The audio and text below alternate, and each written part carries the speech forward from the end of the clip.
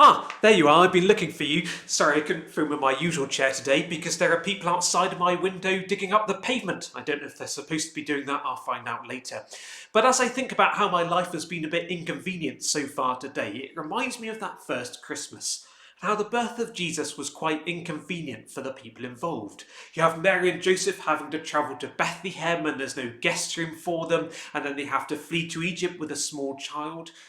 And all of that inconvenience and hardship doesn't seem to fit with some of the names that were given for that child.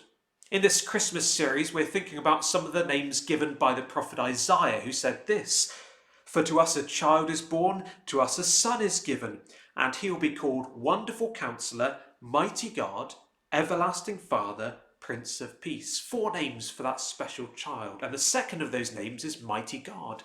That this child, in a way that we can't fully understand, is actually a child and is actually God. God the Son, born into this world as a baby, growing up as a man. But he didn't use his divine power and might to give himself a convenient birth or even a convenient life. Although we know Jesus for his miracles, a lot of his life looked just like yours and mine. He experienced the same kinds of difficulties and inconveniences. He experienced pain and suffering and tears. And why did the mighty God live a human life like that? Well, what we see in Jesus is God coming close to us so that we can be close to God forever.